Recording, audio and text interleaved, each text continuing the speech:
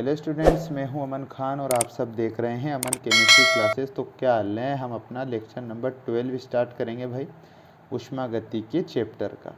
उससे पहले अपन अपनी परंपरा को निभाएंगे भाई। लेक्चर नंबर 11 में हम क्या पढ़ के आए? लेक्चर नंबर 11 में हम आंतरिक ऊर्जा पढ़ के आए, जिसे आप कैपिटल ई और स्मॉल यू से प्रदर्शित करते थे। फिर हमने उसमें देखा था कि जो आंतरिक ऊर्जा होती है ना, वो उस पदार्थ या उस निकाय में उपस्थित समस्त ऊर्जाओं का योग होती है। ठीक है, इस वजह से हम उस आंतरिक ऊर्जा का एक परफेक्ट मतलब 100% एक्यूरेट आंसर नहीं निकाल सकते। हम केवल आंतरिक ऊर्जा में परिवर्तन को ही निकाल सकते हैं। ठीक है, और हमने आंतरिक ऊर्जा में परिवर्तन निकालने के लिए एक फॉर्मूला डिराइव किया था, डेल्टा ई बराबर E2 माइनस E1। ये आपका कल फॉर्मूला आया था, जो कि आंतरिक ऊर्जा में परिवर्तन को दर्शाता था। कोई दिक्कत बच्चा यहाँ तक? कोई दिक्कत नहीं है सर, बहुत अच्छी बात है। फिर क्वेश्चन देखा, T केल्विन ताप पर एक परमाणु गैस के 1 मोल की आंतरिक ऊर्जा का मान कितना होता है? फिक्स वैल्यू होती थी भाई 3/2 RT। कोई दिक्कत नहीं है सर। आंतरिक ऊर्जा अवस्था फलन होती है क्योंकि निकाय की अवस्था पर निर्भर करती है। उसका आंसर था बिल्कुल सत्य होती है। आंतरिक ऊर्जा एक मात्रा आश्रित गुण होती है, सत्य था आंसर, क्योंकि मात्रा आश्रित गुण का एग्जाम्पल ही आंतरिक ऊर्जा है, तो दोनों एक दूसरे से संबंधित होती है, इस वजह से हमने सत्य लगाया था। आंतरिक ऊर्जा के कोई 4 उदाहरण देखे हमने। सबसे पहले तो जब भी ऊष्मा शेपी होगी तो एनर्जी मतलब आंतरिक ऊर्जा कैसी होगी सर? कमी होगी। जब भी अभिक्रिया ऊष्माक्षेपी अभिक्रिया होगी तो आंतरिक ऊर्जा में कमी आएगी। क्योंकि आंतरिक ऊर्जा में कमी क्यों आती है? क्योंकि निकाय से ऊर्जा मतलब एनर्जी वातावरण मतलब वातावरण में परिवेश के अंदर बाहर चल जाती है। तो जब निकाय अपनी एनर्जी बाहर निकाल देगा, अपनी एनर्जी कोई सिस्टम अपनी एनर्जी बाहर निकाल देगा, तो जाहिर सी बात है उसकी एनर्जी में क्या हो जाएगी? आंतरिक ऊर्जा में कमी आ जाएगी, डिक्रीज हो जाएगी पूरी। दूसरा केस था, दूसरा एग्जाम्पल था, ऊष्मा शोषी अभिक्रिया जब भी होती है तो जो सिस्टम होता है वो परिवेश से अपने अंदर क्या करता है? एनर्जी को अवशोषित कर लेता है। तो इसकी एनर्जी में क्या होता है? इंक्रीजिंग आ जाता है, इसकी एनर्जी बढ़ जाती है, इसकी एनर्जी इंक्रीज हो जाती है। ठीक सर। थर्ड होता है उदासीनीकरण ऊष्मा होने पर निकाय की आंतरिक ऊर्जा में कमी देखने के लिए मिलती है। चौथा एग्जाम्पल था, ताप जब आप बढ़ाओगे, आप किसी पदार्थ का किसी निकाय का ताप बढ़ाते हो तो उसकी एनर्जी भी क्या होती है सर? धीरे धीरे बढ़ने लग जाती है। ठीक सर। फिर हमने लास्ट हेडिंग डाली थी एंथैल्पी या पूर्ण ऊष्मा या फिर अंतर्निहित ऊष्मा। रसायन विज्ञान में सामान्यतः सभी प्रक्रम कैसे उस पर संपन्न होते हैं भाई? किस मतलब क्या कंडीशन होती है रासायनिक विज्ञान में? आप जब प्रक्रम देखते हो तो क्या होता है? एक कंडीशन पढ़ी थी अपन ने, स्थिर दाब। ठीक सर, आई बात से याद? रसायन विज्ञान में सामान्यतः सभी प्रक्रम जो होते हैं ना, वो स्थिर दाब पर संपन्न होते हैं। क्योंकि प्रयोगशाला में जितने भी प्रकार के आप फ्लास्क लेते हो, परख नलियाँ लेते हो, पात्र जितने भी प्रकार के पात्र लेते हो, ऊपर से पैक्ड नहीं होते, ऊपर से खुले हुए होते हैं। तो और वो किसके संपर्क में होते हैं? वायुमंडलीय दाब के संपर्क में होते हैं, तो स्थिर दाब पर संपन्न होते हैं।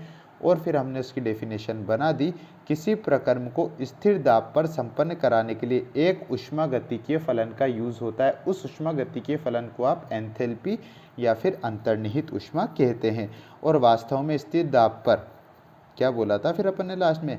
वास्तव में स्थिर दाब पर ऊष्मा में परिवर्तन, स्थिर दाब पर जो ऊष्मा में परिवर्तन मतलब ऊष्मा परिवर्तन जो होगी, इस ऊष्मा परिवर्तन को ही एंथैल्पी कहा जाता है। इसका फॉर्मूला हमने H बराबर E प्लस PV अपन ने पढ़ लिया था कल। ठीक सर, ये एंथैल्पी का फॉर्मूला होता है।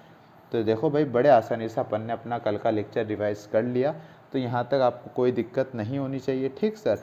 इसके बाद अपन चलेंगे बड़े ही 2 इम्पोर्टेंट क्वेश्चनों की तरफ। ठीक सर, कोई दिक्कत? अब अपना लेक्चर नंबर 12 अपन स्टार्ट करने जा रहे हैं।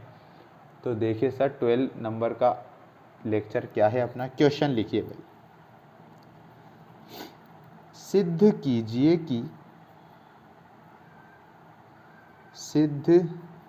कीजिए कि डेल्टा H बराबर delta E plus P dot delta V होता है।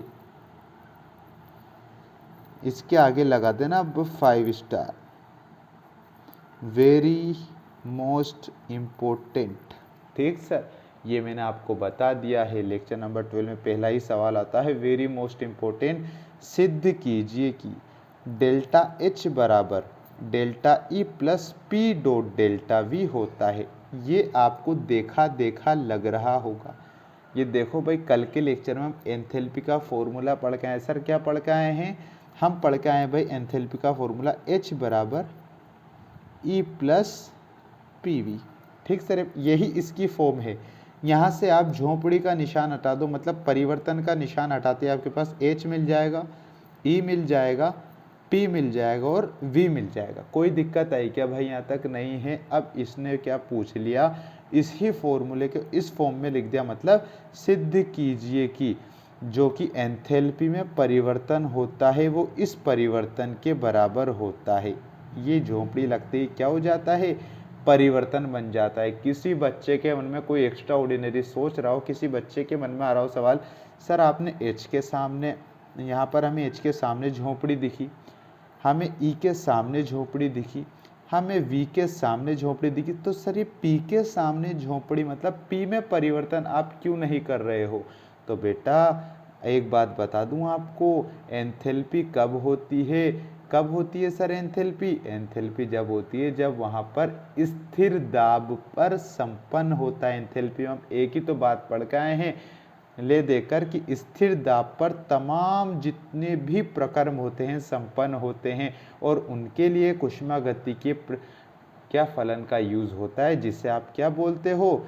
एंथैल्पी बोलते हो। तो ध्यान रखना, इसलिए अपन ने इसका परिवर्तन नहीं निकाला क्योंकि परिवर्तन से कुछ लेना देना ही नहीं। प्रेशर क्या है? बिल्कुल कांस्टेंट है, ना ही बढ़ रहा है ना ही घट रहा है। तो क्वेश्चन आपको दे दिया एग्जामिनर ने सीधे सीधे, सिद्ध कीजिए कि डेल्टा एच बराबर delta E plus P dot delta we होता है। तो बिल्कुल हम सिद्ध कर देंगे। तो आप सॉल्यूशन लिखिए। सबसे पहले देखो भाई, घबराना बिल्कुल नहीं है। इस वाले क्वेश्चन के अंदर आपके अवकलन भी आ जाएगा और समाकलन भी आ जाएगा। ठीक है सर, अवकलन में तो सिंपल डी लगा देते हैं अपन। ठीक है सर, और वहाँ पर एक नियम और बताते हैं, जो नियम मैं आपको डिस्क्राइब कर दूंगा बिल्कुल। और समाकलन में क्या करते हैं? सांप बिच्छू डेंडुए को बना देते हैं। सांप होता है ना, सांप बिच्छू डेंडुआ, तो उसे अपनी लैंग्वेज में बोला जाता है समाकलन को। ठीक सर, क्या होता है? देखिए भाई, सबसे पहले सॉल्यूशन में लिखेंगे, हम जानते हैं कि, चाहे से बच्चों तुम जानो नहीं जानो फिर भी हमें एक लाइन लिखना पड़ता है, हम जानते हैं कि एग्जामिनर समझ जाए कि हम भी तो इंटेलिजेंट है सर। हम जानते हैं कि, वही बात आ गई, H बराबर E plus P V, equation number 1। Sir ये आप कहाँ से जानते हो? सर ये हम एंथैल्पी फॉर्मूले से जानते हैं। एंथैल्पी का फॉर्मूला आपने पिछले लेक्चर में पढ़ाया था कि H बराबर E plus P into V होता है। ये नहीं है तो इनके बीच में डॉट है, तो P और V क्या है सर? मल्टीप्लाई में PV होता है। ठीक सर, सबसे पहले अपन ने ये अपनी रिएक्शन अपन ने लिख ली। ठीक, इसके बाद आपको क्या करना है, एक एक स्टेप बड़े ध्यान से देखना भाई। लिखिए, समीकरण फर्स्ट का पूर्ण अवकलन करने पर, समीकरण फर्स्ट का पूर्ण अवकलन करने पर, सबके मैथ से भाई तो सब जानते होंगे कि अवकलन करते हैं तो कैसे करते हैं, तो आसानी से समझ में आ जाएगा। जिसके बायो है वो अभी सीख जाएगा, तो कोई दिक्कत कोई टेंशन वाली बात नहीं है। टेंशन बिल्कुल नहीं लेना है। ठीक सर, अवकलन जब भी करोगे सबसे पहले आप स्मॉल डी का यूज करोगे हर स्पीशी के आगे। तो देखो सर, यहाँ H था तो मैंने क्या लिख दिया? DH लिख दिया। कोई दिक्कत बच्चा पार्टी नहीं है। E था तो मैंने E के आगे क्या लगा दिया? स्मॉल लगा दिया। H का भी अवकलन कर दिया, E का भी अवकलन कर दिया। अब प्लस, अब यहाँ पर दो स्पीशी है, पहला तो P है, दूसरा V है। यहाँ तो एक एक था, अपन ने सिंपल सिंपल लगा दिया। अब सोचने की और समझने की बात आपको यहाँ पर एक नियम कार्य करता है भाई। सर कौन सा नियम है? बड़ा मज़ेदार नियम है सर, बता दो ना एक बार, हम भी तो सुने। कौन सा मज़ेदार नियम है? ये पहला है, ये दूसरा है, मतलब ये पहली स्पीशी है और ये दूसरी स्पीशी है। अगर अवकलन करना हो और दो अंक एक दूसरे से गुणा में हो तो एक नियम कार्य करता है। सर कौन सा नियम? यहाँ लिख दें अपन, हंसना मत भाई, ठीक सर। छोड़ो पकड़ो नियम। अरे सर ये क्या मजाक कर रहे हो आप, ऐसे अच्छा थोड़ी लगता है। तो बेटा मज़ा आएगा जब भी तो पढ़ने में मज़ा आएगा, अच्छा लगेगा तभी पढ़ने में मज़ा आएगा। तो जब भी अवकलन करना हो और दो स्पीशी आपस में जुड़ी हुई हो तो वहाँ पर एक अवकलन का नियम यूज़ होता है, छोड़ो पकड़ो नियम। ठीक सर। अब क्या करना है आपको, क्या करना है बताइए भाई? पहली स्पीशी को छोड़ देना है, इस नियम पे चलना है आपको, छोड़ो पकड़ो नियम। ठीक है सर। पहली स्पीशी पी है, दूसरी स्पीशी आपके पास वॉल्यूम मतलब आयतन है, तो पहले क्या करना है? छोड़ना है। तो पी को मैंने देखो क्या करा, पी को मैंने छोड़ दिया। कोई दिक्कत यहाँ तक नहीं होना चाहिए, बिल्कुल इजी लैंग्वेज में समझा रहा हूँ, कोई रॉकेट साइंस की ज़रूरत नहीं है। पहली स्पीशी को क्या कर दिया अपन ने, इस नियम के अनुसार छोड़ दिया। और पकड़ो, अब v का अवकलन कर दो। क्या कर दो? v का अवकलन। तो मैंने देखो p को छोड़ दिया, मैंने v का अवकलन कर दिया तो dv कर दिया, कोई दिक्कत? अब लगा दो इसके बीच में प्लस। अब जैसे आपने पहले p को छोड़ा था, अब p को पकड़ लो। ये देखो मैंने dp, p का मैंने अवकलन कर दिया। ठीक, पहले मैंने p को छोड़ा था, v का अवकलन कर दिया, अब मैंने p को पकड़ लिया। अब मैंने क्या करा, p को पकड़ा, p का अवकलन करा और v को क्या कर दूंगा मैं? छोड़ दूंगा। तो ये आपका होता है छोड़ो पकड़ो नियम।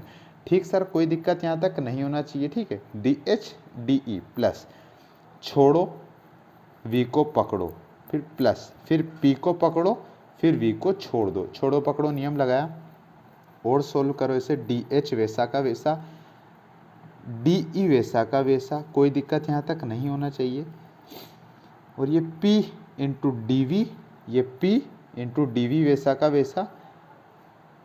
और यहाँ पर मैं इसके आगे ज़ीरो लगा दूँ तो, सर ये आपने ज़ीरो क्या लगाया, DPV है यहाँ तो ज़ीरो क्यों लगाया? मनमर्जी थोड़ी चल रही है। तो बेटा मैं मनमर्जी तो बता ही नहीं रहा आपको, यहाँ पर एक बिल्कुल पुरानी, हल्की सी एक लेक्चर पुरानी बात का ध्यान होना चाहिए, या फिर इसी लेक्चर में मैंने साइड में रिवाइज कराया उसका ध्यान होना चाहिए।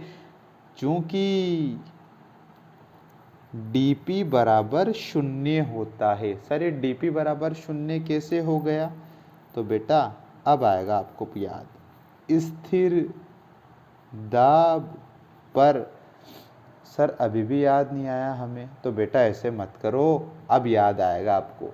हम जब भी एंथैल्पी का परिवर्तन मतलब एंथैल्पी का हमने डेफिनेशन पढ़ी, वहाँ पर हमने एक कंडीशन पढ़ी बड़ी ही इंपॉर्टेंट, जो हर एंथैल्पी में यूज़ होगी। जितने भी रासायनिक विज्ञान में प्रक्रम होते हैं वो स्थिर दाब पर संपन्न होते हैं। स्थिर दाब पर संपन्न होते हैं तो प्रेशर, जो प्रेशर दाब होता है उसमें चेंज होगा क्या? नहीं होगा। और स्थिर दाब होगा तो प्रेशर की वैल्यू क्या हो जाएगी? 0/सन्नाटा। तो P क्या है? DP है, तो DP क्या हो गया? 0। और 0 को आप V से मल्टीप्लाई कर दोगे। जब भी 0 को किसी अन्य स्पीशीज से मल्टीप्लाई करते हो तो पूरा ही क्या हो जाता है? 0/सन्नाटा हो जाता है। कोई दिक्कत है क्या भाई? अब सर अब क्लियर हो गया, तो इसको और सरल करके लिख देते हैं, DH बराबर DE plus P dot delta V। ये इक्वेशन नंबर 2 आपके पास आ जाती। यहाँ तक कोई दिक्कत नहीं आई है, एक बार और समझा देंगे, कोई दिक्कत टेंशन में मत आ जाना भाई। हमने अवकलन का काम कर दिया पूरा। अब लिखिए, यदि तंत्र की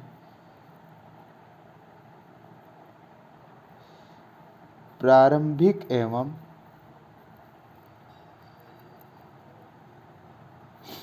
अंतिम अवस्था में ऊष्मागतिकीय पद निम्न हो तो, निम्न हो तो कौन कौन से हैं भाई? एक तो एच पद है, एच तो प्रारंभिक, ई है, E1 प्रारंभिक, और कौन सा है सर? V है, और V1। देखो हमने क्या लिखा, ये तंत्र की प्रारंभिक एवं अंतिम। प्रारंभिक तो आप 1 से बता दोगे और अंतिम आप 2 से बता दोगे, तो 3 ही तो पद दिख रहे हैं।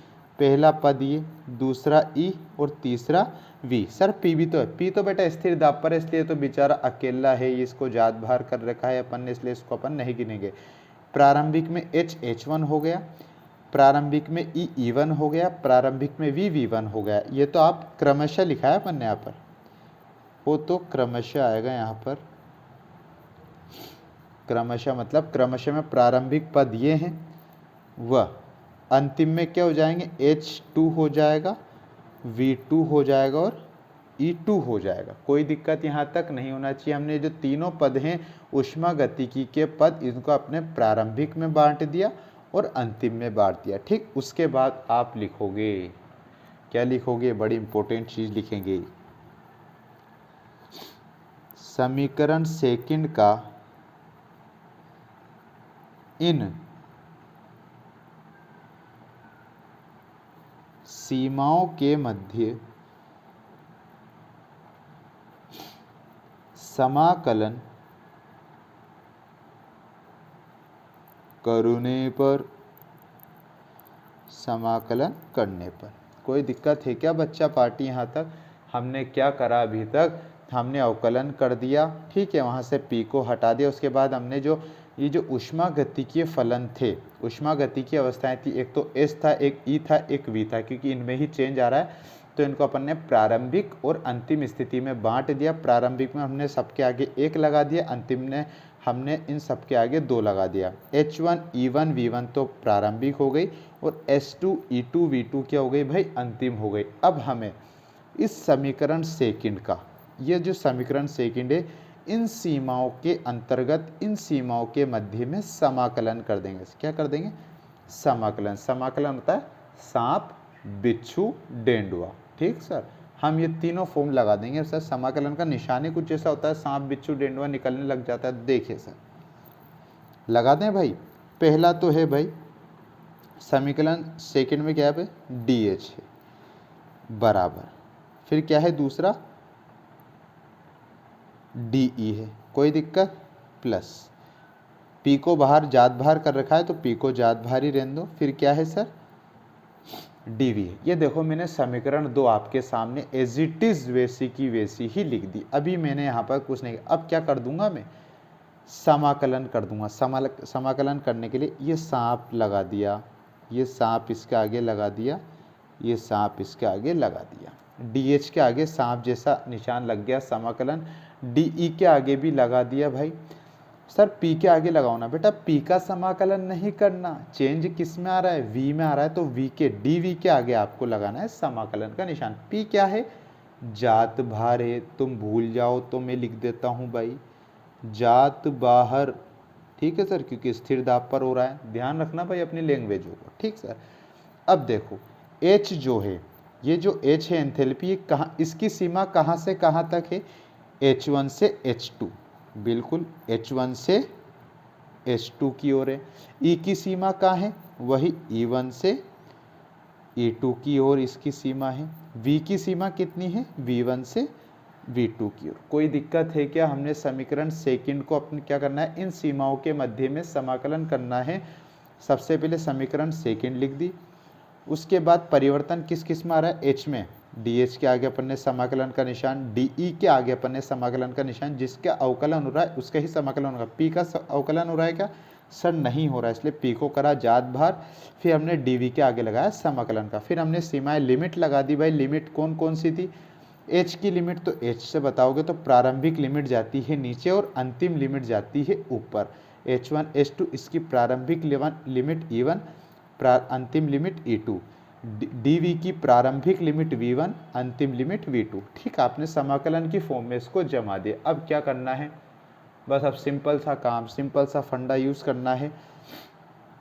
ठीक सर, ये तो हो जाएगा गायब, सब गायब हो जाएगा। जो कि सांप के मुंह पे और सांप की पूंछ पे दिख रहा है ना सर, उसको माइनस कर दो, ऊपर वाली लिमिट से नीचे वाली लिमिट को क्या कर दोगे, माइनस कर दोगे। करें भाई, क्या होगा, अपर लिमिट क्या है h2, लोअर लिमिट क्या है h1, ये हो गया इधर का सोल्व।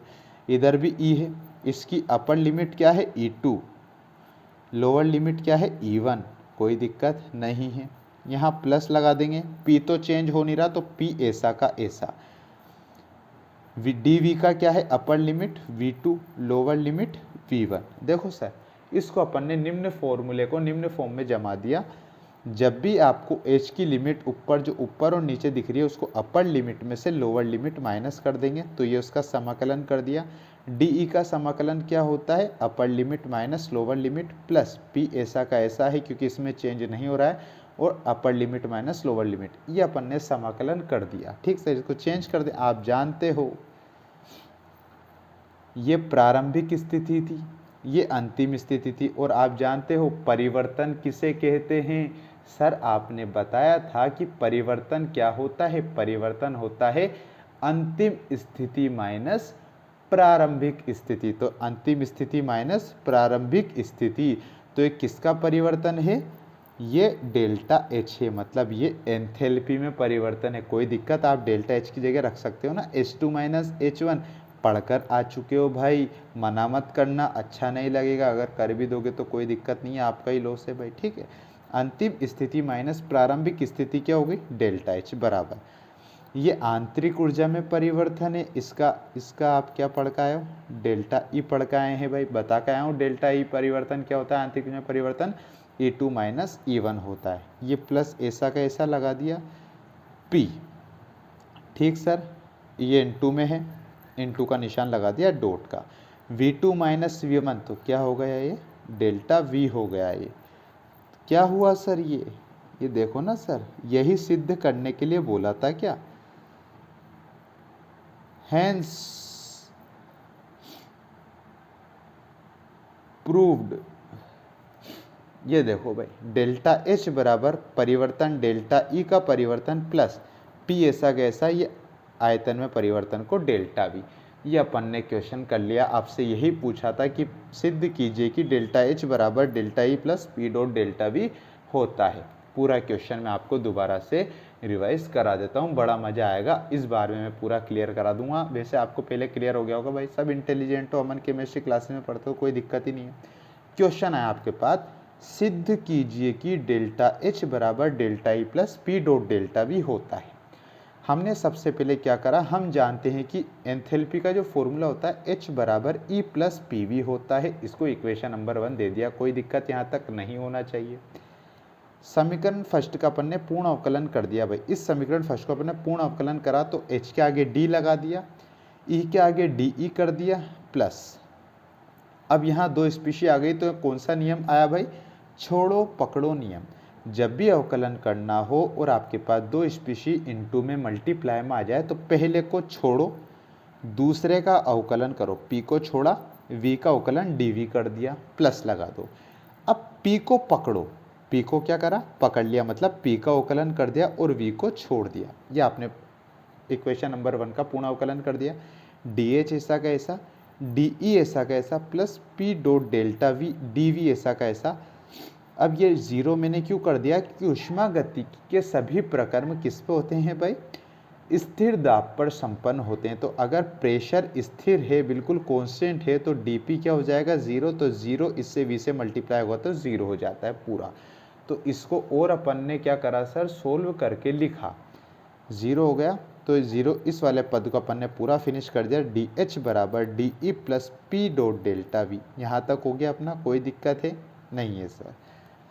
फिर हमने देखा, यदि तंत्र की प्रारंभिक एवं अंतिम अवस्था में, जो तंत्र है आपके पास उसकी प्रारंभिक एवं अंतिम अवस्था में ऊष्मागतिकीय पद निम्न 3 होते हैं। एक तो H है, एक E है और एक V, जिसका अवकलन हो रहा है वही आपके ऊष्मागतिकीय पद हैं। ठीक सर, H का अवकलन था, E का अवकलन था और V का अवकलन था। P को जात भार कर रखा है क्योंकि स्थिर दाब पर है। तीनों फॉर्मूले की प्रारंभिक एवं अंतिम स्थिति बताई। प्रारंभिक तो क्या होगा, इसके आगे 1 लगा दिया, ई के आगे 1 लगा दिया, वी के आगे 1 लगा, ये तो इनकी तीनों की प्रारंभिक अवस्थाएं हो गई। अंतिम अवस्था क्या होगी, इन तीनों स्पीशी के आगे 2 लगा दिया तो वो अंतिम कहला जाएगी। अब समीकरण 2 का इन सीमाओं, इन लिमिट्स के अंदर आपको क्या करना है, समाकलन करना है। तो सबसे पहले समीकरण 2 को मैंने लिख दिया था, dH बराबर डी प्लस पी और डी, ये मैंने समीकरण 2 सबसे पहले लिखी थी।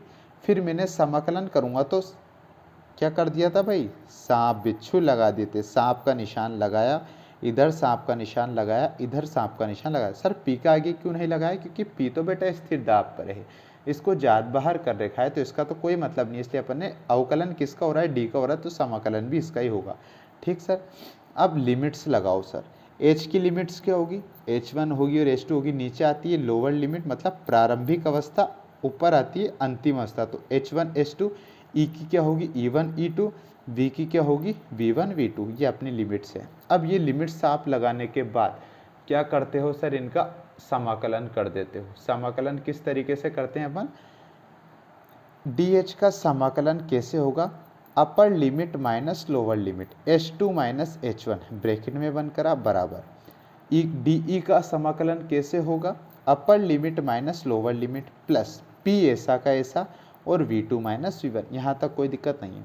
अब आप जानते हो अंतिम स्थिति या अंतिम अवस्था माइनस प्रारंभिक अवस्था एक चेंज होता है, एक परिवर्तन होता है। तो परिवर्तन किस में हो रहा है, H के अंदर हो रहा है, तो डेल्टा H आ जाएगा बराबर, E में परिवर्तन मतलब आंतरिक ऊर्जा में परिवर्तन है तो डेल्टा E आ जाएगा, प्लस पी ऐसा का पैसा और पी ऐसा का ऐसा आ जाएगा। भाई पैसा बोल रहा हूँ मैं, देखो भाई पैसा पैसा दिमाग में घूमता है आजकल तो, ठीक है सर, पी ऐसा का ऐसा आ गया भाई। ठीक सर, और ये क्या है, आयतन में परिवर्तन, आयतन क्या होता है, वी होता है, और परिवर्तन आते ही क्या आ जाती है, झोंपड़ी आ जाती है, तो डेल्टा H बराबर delta E plus P dot delta V, जो कि हमसे क्वेश्चन में पूछा था कि सिद्ध कीजिए कि ये फॉर्मूला आप ला सकते हो। ठीक है, तो हमने हैंस प्रूव्ड कर दिया। ये हमारा लेक्चर नंबर 12 में मात्र और मात्र एक ही सवाल हुआ है। भाई बड़ा मज़ा आया होगा, मैं आशा करता हूँ आपको कि बड़ा अच्छा लगा होगा ये सवाल करके, और थोड़ा सा रियलाइज़ हो गया होगा भाई समाकलन और अवकलन हमारी ज़िंदगी में क्या महत्व रखते हैं। तो आप मैथ्स वाले स्टूडेंट हो भाई, कोई दिक्कत नहीं, बड़े इंटेलिजेंट होते हो आप लोग, कर लिया होगा आसानी से। ठीक, तो ये हमारा आज का लेक्चर था। आई होप कि आपको वीडियो अच्छी लगी हो। अगर वीडियो अच्छी लगी तो लाइक करें, शेयर करें, और कुछ प्रॉब्लम आती है तो कमेंट कर दिया करो, और बेल आइकन को प्रेस कर देना, जिससे हमारे आने वाली वीडियो की नोटिफिकेशन आप तक आसानी से आ सके।